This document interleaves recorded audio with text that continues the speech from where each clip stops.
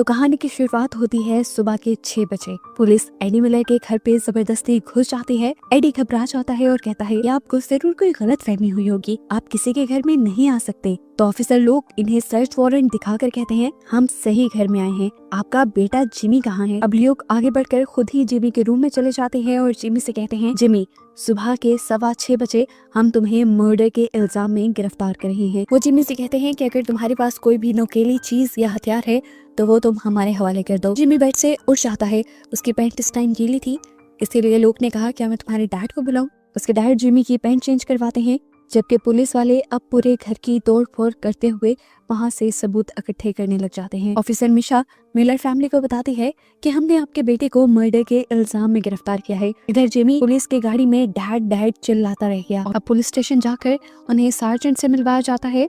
Officer लोग sergeant को बताते हैं कि इसे हमने मर्डर के इल्जाम में पकड़ा है और ये सिर्फ 13 साल का है। अब वो सार्जेंट जिमी से बात करते हैं और कहते हैं मुझे इससे कोई फर्क नहीं कि तुमने मर्डर किया है या नहीं, मैं बस कुछ सवाल करूंगा जिसका तुमने सही जवाब देना है। क्या तुम्हें अपने राइट्स के बारे में कुछ पता है? क्या तुम्हारे पास कोई लॉयर है या हम स्टेशन से प्रोवाइड करें? जिमी यहाँ पर इन सारी चीजों के बारे में पूछने के लिए अपने डैड को बुलवा लेता है। सार्जेंट बताते हैं कि जिमी तुम्हारे लिए एक डिटेंशन अप्रूव हुई है जिसके तहत पुलिस वाले तुम्हारे से केस की इंटेरोगेशन कर सकते हैं। जिमी को अब 1 साल में कैद कर दिया जाता है, जबकि ऑफिसर लोग एडी को यह भी बताते हैं कि जिमी चाहता है आप उसके सपोर्टिंग अडल्ट बने, यानी इंटेरोगेशन के दौरान और अंडर टेस्टिंग के दौरान आप उसके साथ रहे।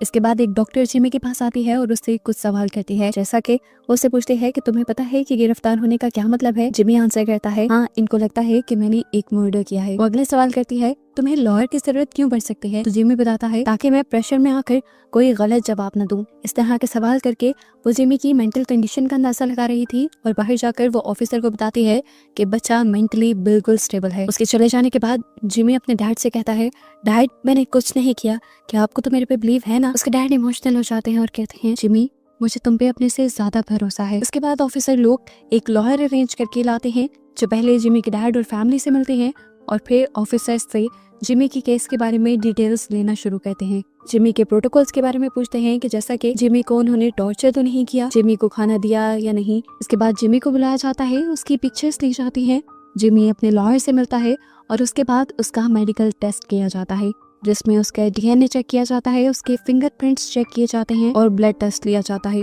इसके बाद पुलिस ऑफिसर्स आकर जिमी से उसके फोन का पासवर्ड मांगते हैं, लेकिन जिमी का लॉयर ऐसा करने से मना कर देता है।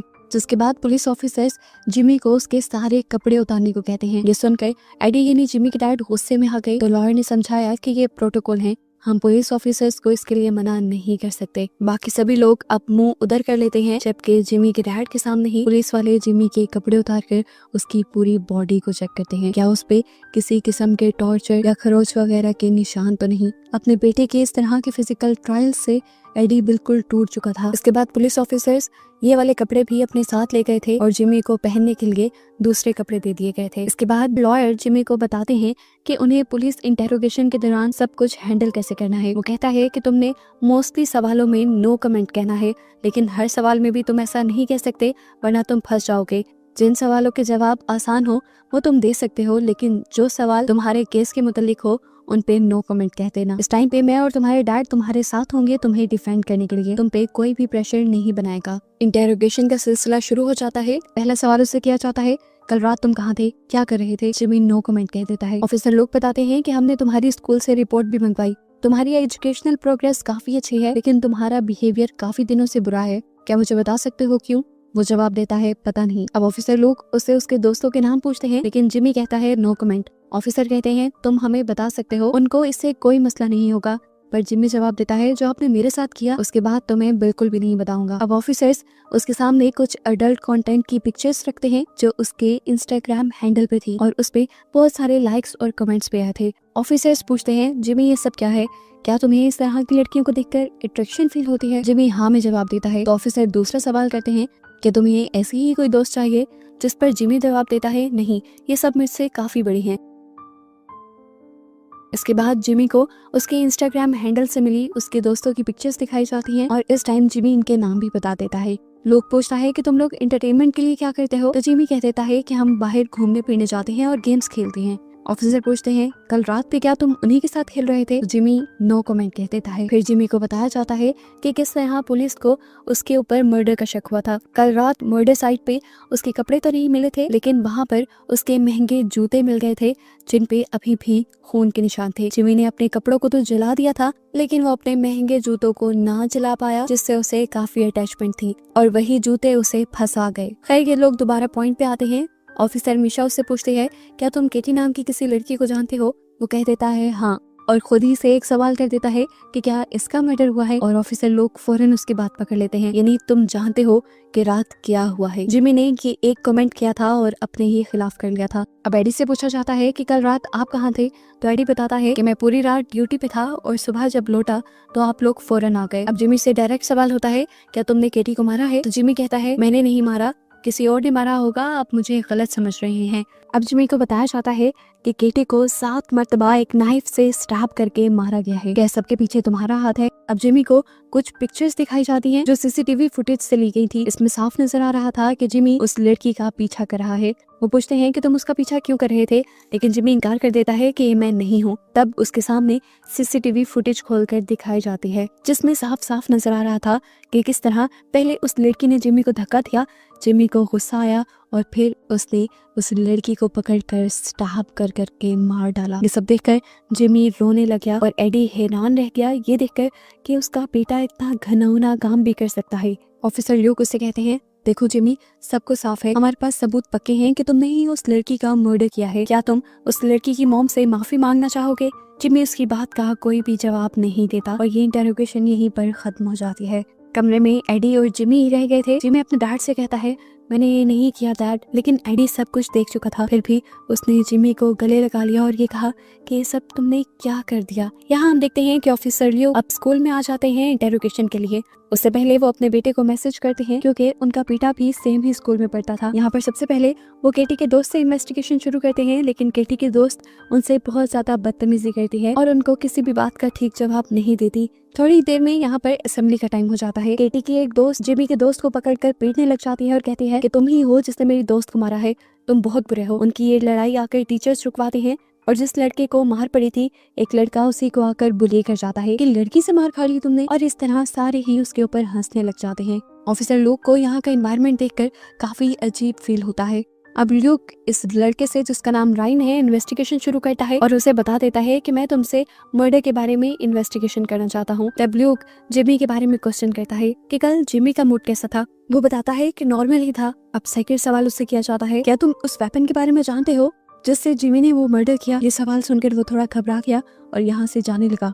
उसका ऐसा बिहेवियर देखकर ऑफिसर ल्यूक और मिशा समझ गए कि कुछ तो है जो राइन छुपा रहा है। इसके बाद ऑफिसर ल्यूक का बेटा उससे मिलने के लिए आता है और उससे अकेले में बात करने की डिमांड करता है। इसका नाम एडम था और एडम ऑफिसर ल्यूक से कहता है कि मैं आपकी हेल्प करना चाहता हूँ इस केस में। वो ऑफिसर ल्यूक को जिमी का इंस्टाग्राम चेक करवाता है, जहाँ ऑफिसर देखते हैं कि केटी जिमी को बुली कर रही थी। वो उसे इंसल्ट कर रही थी, गाली दे रही थी, एक तरह का चैलेंज दे रही थी कि उसके साथ कभी कोई रिलेशन नहीं बनाएगा, उसकी शादी नहीं होगी। जिसने भी केटी का कमेंट लाइक किया था वो सभी केटी का साथ दे रहे थे, यानी ये सब लोग मिलकर जिमी को बुली कर रहे थे। एडम ऑफिसर ल्यूक से कहता है मैं आपको ऐसे बहुत से कमेंट दिखा सकता हूँ, आपको इस चीज को भी नोटिस में लेना चाहिए। ऑफिसर ल्यूक पूछते हैं क्या तुम्हें भी यहाँ के लोग ऐसे ही बुली करते हैं, लेकिन एडम बताता है नहीं, मेरे साथ ऐसा कुछ नहीं है। ऑफिसर ल्यूक ऑफिसर मिशा के पास आकर कहते हैं इंस्टाग्राम को लेकर हमने जितने अंदाजे लगाए थे वो सब गलत थे। यहाँ पर जिमी नहीं गलत बल्कि केटी गलत है। वो अपने साथियों के साथ मिलकर उसे बुली किया करती थी। ये चीज प्रिंसिपल भी सुनती है और इस बात का काफी अफसोस करती है। अभी तक फिलहाल ये लोग स्कूल में आने के मकसद को पूरा नहीं कर पाए थे। ये लोग अभी तक नहीं जान पाए थे कि जिमी को उसका वेपन कहाँ से मिला और उसने केटी का मर्डर आखिर किया क्यों। ऑफिसर ल्यूक को लगा कि जरूर रायन को जानता है, इसीलिए वो फौरन रायन को पकड़ने के लिए उसकी क्लास में आ जाते हैं और रायन उनसे पहले ही क्लास से निकलकर बैक डोर से भागने की कोशिश करता है, लेकिन ऑफिसर ल्यूक के हाथों पकड़ा जाता है। वो पहले रायन से ये सवाल करते हैं कि केटी जिमी को इंसल्ट क्यों बोल रही थी। रायन कहता है ये बात आप उसके दूसरे दोस्तों से भी पूछ सकते हैं, मेरे ही पीछे क्यों पड़ गए हैं। ऑफिसर ने कहा कि वो सब तुम्हारे जैसे क्लोज फ्रेंड्स नहीं है। देखो मामले को समझो, एक लड़की मर चुकी है। मुझे बताओ क्या वो वेपन तुमने उसे दिलवाया था? ऑफिसर जब उस पे जोर डालते हैं तो वो बता ही देता है कि असल में वो वेपन मेरा था। इसी वजह से ऑफिसर रायन को भी अरेस्ट कर लेते हैं ताकि बाकी इन्वेस्टिगेशन उससे पुलिस स्टेशन में जाकर हो। क्या पता ये भी जिमी के साथ मिला हुआ हो। यहाँ हम देखते हैं कि एडी जो अपने बेटी की वजह से बहुत ज्यादा शर्मिंदा था, वो केटी की मर्डर साइट पे आकर वहाँ केटी के लिए बुके रखकर उसकी सोल के लिए प्रे करता है। अगले सीन में हमें दिखाया जाता है कि यहाँ पर एक साइकियाट्रिस्ट आई थी जिमी की मेंटल हालत का पता चलाने। वो जिमी को अपने साथ लाया हुआ सैंडविच भी देती है और उससे इधर उधर की बातें करने लगते हैं। काफी देर ऐसे गुजर जाने के बाद जिमी उससे पूछता है आप पॉइंट पे क्यों नहीं आ रही? जिमी उससे कहता है कि मुझे आपके नोट्स देखने हैं, मैं जानना चाहता हूँ कि आप मेरे बारे में लिखती क्या हैं। साइकियाट्रिस्ट उसे कहती है कि मैं ये तुम्हें नहीं दिखा सकती, ये सिर्फ जज के लिए है ताकि वो तुम्हारी मेंटल कंडीशन का अंदाजा लगा सके। तंग आकर जिमी गुस्से में आ जाता है। वो इनसे कहता है आप लोग एक ही बार मुझे जेल में क्यों नहीं डाल देते, इस तरह बार बार मुझे क्यों तंग करते हैं? तो साइकियाट्रिस्ट ने बताया तुम्हारे लिए अभी तक हमारे पास कोई प्रॉपर जगह नहीं है, ये जगह तुम्हारे लिए सिक्योर है। वो अब भड़क कर उठ खड़ा हुआ और बोला ये जगह सिक्योर लगती है? ये एक टॉर्चर सेंटर है, मुझे हर मिनट यहाँ पे किसी के चीखने और चिल्लाने की आवाजें सुनाई देती हैं। जिमी ने और जुनून में आकर वहाँ से अपना कप पी गिरा दिया। इतना शोर सुनकर बाहर से एक गार्ड आता है ये देखने के लिए कि यहाँ सब कुछ कंट्रोल है भी कि नहीं। साइकियाट्रिस्ट फिलहाल के लिए झूठ बोल देती है कि यहाँ सब ठीक है। फिर वो बाहर जाती है, थोड़ा रिलैक्स करती है और गार्ड्स के जरिए इसी टाइम की सीसीटीवी फुटेज देखते हैं जब जिमी ने ओवर रिएक्ट किया था। वो उसकी बॉडी लैंग्वेज के जरिए उसे समझना चाह रही थी। इसके बाद वो गुस्से में कमरे में आई और उसने जिमी से कहा मैं यहाँ पे तुम्हारा कन्फेशन लेने नहीं आई, मुझे बस तुम्हें समझना है, ठीक है? अब जो आप सवाल करेंगी मैं उनका ठीक ठीक जवाब दूंगा। वो सबसे पहले जिमी से सवाल करते हैं कि आपके डैड का आपकी मॉम के साथ कैसा बिहेवियर है। वो कहता है कि सबसे मेरे डैड का कोई ताल्लुक नहीं। अब साइकियाट्रिस्ट उससे पूछते हैं क्या तुम्हें कोई लड़की पसंद करती है? जिस पर वो भड़क सा जाता है और कहता है लड़कियां मुझे पसंद नहीं करती, बल्कि वो तो मेरे करीब आना भी पसंद नहीं करती क्योंकि मैं बदसूरत हूँ। साइकियाट्रिस्ट जवाब में कहती है ओ तो फिर तुम्हें कैसा फील होता है? उसकी ये बात जिमी को बुरी लग जाती है और जिमी कहता है आपको मुझसे ये सवाल नहीं करना चाहिए था, आपको मुझे तसल्ली देनी चाहिए थी कि नहीं ऐसा नहीं है, तुम प्यारे हो। क्या आप नॉर्मल लोगों की तरह बात नहीं कर सकती? आपको पता भी है कि बदसूरत होना कैसा होता है? जिमी कहता है दूसरा साइकियाट्रिस्ट आपसे बेहतर था, कम से कम वो मेरा पॉइंट समझ आता था। तब साइकियाट्रिस्ट ने कहा कि जज को 2 लोगों की ओपिनियन चाहिए। ये बात सुनते ही जिमी अग्रेसिव होकर उठ खड़ा हुआ और दोबारा से चिल्लाने लगा। शोर सुनकर एक सिक्योरिटी गार्ड अंदर आता है और जिमी को कंट्रोल करने को कहता है। ये देखकर बड़े ही उसीले अंदाज में साइकियाट्रिस्ट से कहता है ये क्या बात हुई? क्या आप कोई महारानी है जो आपका सिक्योरिटी गार्ड मुझे आपसे आराम से बात करने को कहे? वो गुस्से में अब इधर उधर टहलने लगा, जबकि अब ये साइकियाट्रिस्ट भी उससे बहुत ज्यादा घबरा रही थी कि कहीं ये उसके साथ कुछ गलत ना कर दे। गुस्सा ठंडा होते ही जिमी वहाँ पर बैठ गया। साइकियाट्रिस्ट अपना सेशन दोबारा शुरू करती है और जिमी से कहती है कि पिछले सेशन में तुमने कहा था कि तुम तीनों दोस्तों को स्कूल में कोई पसंद नहीं करता था, बच्चे तुम तीनों को ही बुली करते थे, विंडोज से तुम्हारे ऊपर थूक भी फेंकते थे और तुम्हें मारा भी जाता था। क्या ये बात सच है? जिमी कहता है हाँ सच है। वो अब जिमी से पूछते हैं तुमने बहुत सारी मॉडल्स को अपनी इंस्टा पर पोस्ट किया है, क्या तुम्हें वो अच्छी लगती हैं? और तुमने अपनी भी तो एक पिक्चर पोस्ट की है, क्या ये सोचकर पोस्ट की है कि लोग तुम्हें पसंद करने लगेंगे और लड़कियां तुम्हारी तरफ अट्रैक्ट होंगी? तो जिमी ने इस बात से साफ इनकार कर दिया। तो अब साइकियाट्रिस्ट उसके पास उसी की इंस्टा हैंडल के कुछ कमेंट्स लेकर आई जिनमें केटी के भी कमेंट्स थे। इस कमेंट में केटी जिमी को बुली कर रही थी और उसे बहुत सारे लोगों ने लाइक किया था, यानी बहुत से लोग केटी का साथ दे रहे थे। साइकियाट्रिस्ट ने पूछा क्या ये उसने सिर्फ तुम्हारे ही साथ किया था या किसी और के भी साथ? जिमी ने कहा सिर्फ मेरे ही साथ किया था क्योंकि मैं बदसूरत दिखता हूँ। फिर साइकियाट्रिस्ट ने सवाल किया तो इस सब के जवाब में तुमने क्या उसे कहा? जिमी ने कहा मैं जानता हूँ आप ये सवाल मुझसे इसलिए कर रही हैं क्योंकि आपने केटी की मर्डर वाली वीडियो देखी है, लेकिन आप मुझसे इस तरह चीजें नहीं उगलवा सकती। वहाँ पर बस एक लड़का नजर आ रहा है, आपको क्या श्योरिटी है कि वो मैं ही हूँ? वो वीडियो नकली भी तो हो सकती है, मैंने उसे नहीं मारा, हालांकि मुझे मारना चाहिए था। मैंने उसे बाहर ले जाने की बात की लेकिन उसने मुझे बुली करना शुरू कर दिया।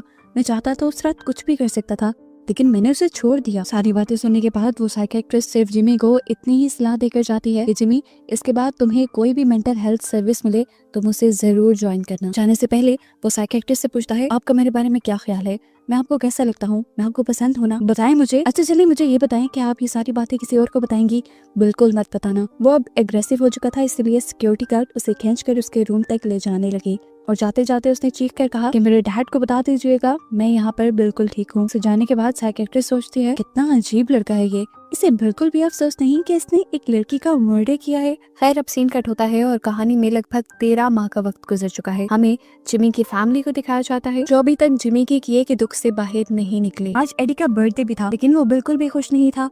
एडी को बहुत सी बर्थडे विशेस भी आई थी जिसमें उसका डैड का ग्रीटिंग कार्ड था और उसमें उन्होंने 5 पाउंड भी रखे हुए थे और साथ ही उसे जिमी का भी एक ग्रीटिंग कार्ड मिलता है जिसमें उसने अपने डैड का स्केच बनाया था। इतने में ही यहाँ पर एडी की बेटी आकर उससे पूछती है, डैड हमारी कार पे किसी ने नॉन्स लिख दिया है। ये सुनकर एडी को और भी ज्यादा गुस्सा आ जाता है और वो जब उसे मिटाने के लिए जाता है तो उसे पता चलता है कि ये पेंट परमानेंट था। वो ऐसी कार के साथ अब कहीं भी नहीं जा सकते थे, इसीलिए वो फौरन इस कार को कार सेंटर लेकर जाने का फैसला करते हैं। वो साथ में अपनी बेटी और वाइफ को भी ले जाता है क्योंकि उसे लगता था कि घर पे अगर वो अकेली रहेंगी तो उनको कोई भी तंग कर सकता है। वो यहाँ अपने नेबर से भी चिल्लाते हुए पूछता है, क्या ये सब आप लोगों ने किया? लेकिन सब ना में जवाब दे रहे थे।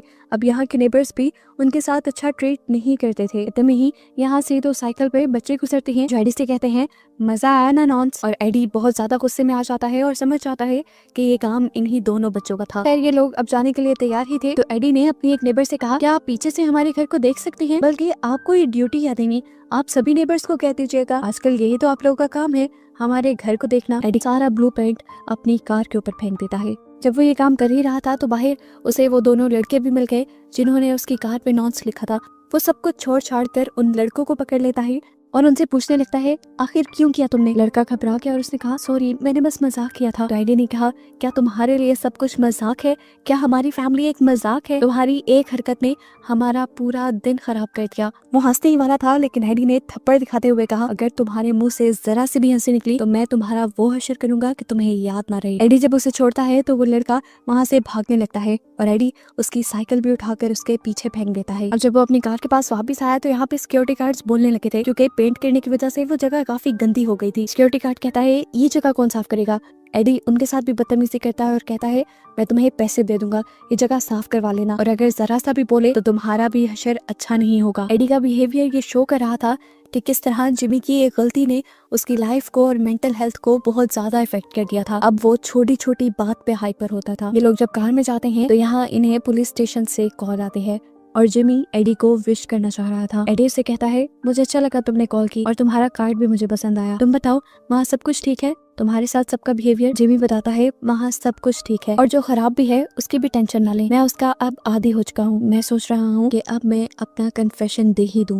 ये बात सुनते ही वैन में सन्नाटा छा जाता है। जिमी एक और मर्तबा बोलता है, आई एम सॉरी डैड, पर मैं अपना जुर्म अब कबूल कर लूंगा। इंटेंस माहौल को देखते हुए उसकी मॉम बात करते हुए उससे उसकी तबीयत के बारे में पूछने लग जाती है और जिमी कहता है, मुझे लगा था कि मैं सिर्फ अपने डैड से ही बात कर रहा हूँ। फिर वो अपनी मॉम और बहन से भी थोड़ी सी बात करता है और फोन कट कर देता है। सारा माहौल दुख में बदल गया था। ये आकर भी रोते रहे। अब एडी की वाइफ परेशान एडी के पास जाती है और उसे समझाती है, देखो एडी, जिमी का जुर्म कबूल करना ही हम सब के लिए बेहतर है। उसकी लाइफ भी आगे बढ़ेगी और हम भी लाइफ में आगे बढ़ पाएंगे। तुम ये भी तो सोचो कि कम से कम हम ये जानते हैं कि जिमी जिंदा है। वो लड़की जिसे जिमी ने मार दिया, उसकी माँ तो कभी उससे मिल भी नहीं सकती। यहाँ ये दोनों डिस्कस करते हैं कि शायद उनकी तरबियत में ही कोई कमी रह गई होगी। इसके बाद एडी जिमी के रूम में जाता है और देखता है कि जिमी ने ये रूम खुद अपने हाथों से सजाया था, लेकिन अब वो इन चीजों में से किसी को भी जिंदगी भर इस्तेमाल नहीं कर पाएगा। यही सोचते हुए वो फूट फूट कर रो देता है। एंड पे हमें जिमी को सजा देते हुए नहीं दिखाया जाता और ये सीरीज यहीं पर खत्म हो जाती है।